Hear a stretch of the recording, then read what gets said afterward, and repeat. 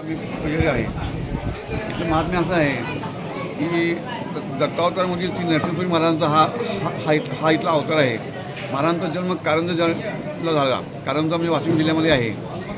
आणि महाराज कारंजामध्ये जन्म असून ते इथं पहिल्यांदा इथं आले, औदुंबर आले.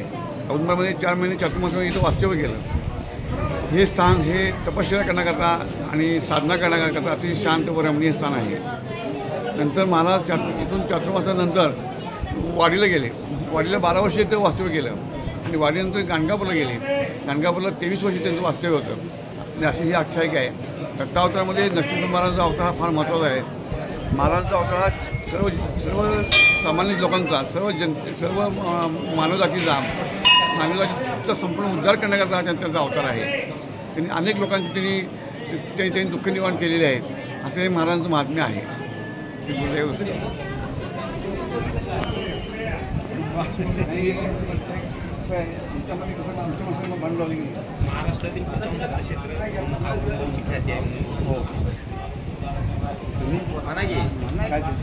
महाराष्ट्रातील महाराष्ट्रामध्ये महाराष्ट्रामध्ये प्रथम औदुंबर हे दत्तक्षेत्र म्हणून प्रसिद्ध आहे. औदुंबर, वाडी, गाणगापूर, माहुरगड, कुरवपूर अशी महाराजांची अनेक तीर्थक्षेत्र आहेत. त्यापैकी हे प्रथम औदुंबर आहे.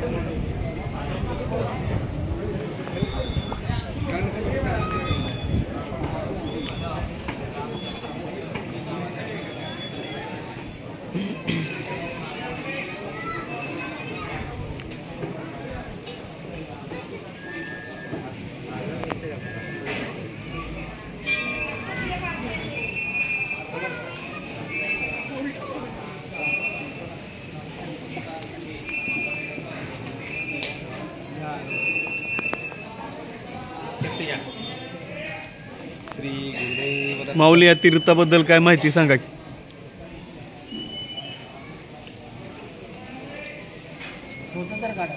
नाही व्हिडिओ करतायत ते.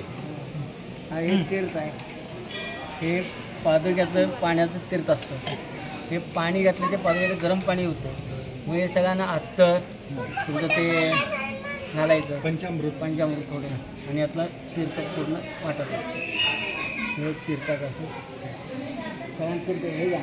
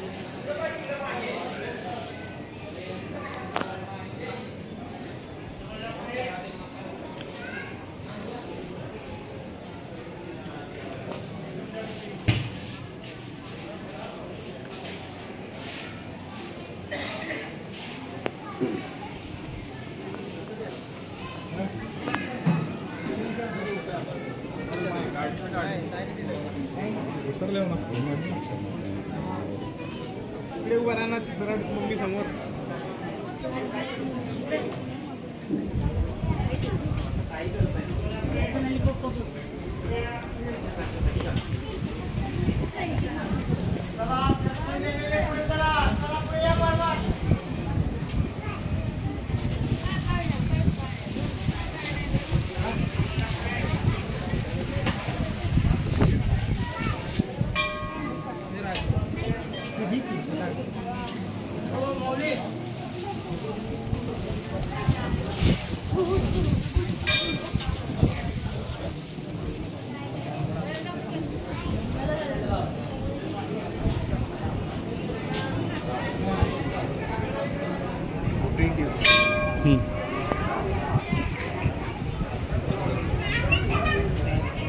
बोला की.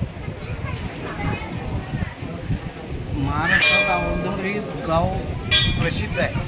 त्याचं खेड्यात असल्यामुळे तिकडे जास्त लोकांनी कल्पना नसल्यामुळे आम्हाला लोकांनी बऱ्यापैकी माहिती झाली की औदुंबर हे तीर्थक्षेत्र मोठं आहे. आणि आता भाविकांची बी गर्दी वाढायला लागली. अन्नदान बी मोठ्या प्रमाणात चालू आहे. रोज अन्नदान असते, नित्य अन्नदान चालू असते. आरती किती वाजता? आरती 12:30ला आरती होते. महाप्रसाद 12:30 आरती झाल्यानंतर महाप्रसाद चालू होतो. आणि संध्याकाळ आरती संध्याकाळी 7:30ला धूप आरती असते. अजून काय विशिष्ट वैशिष्ट्य देवाची इथल्या महाराजांनी 4 महिने चातुर्मास केला आहे इथे का?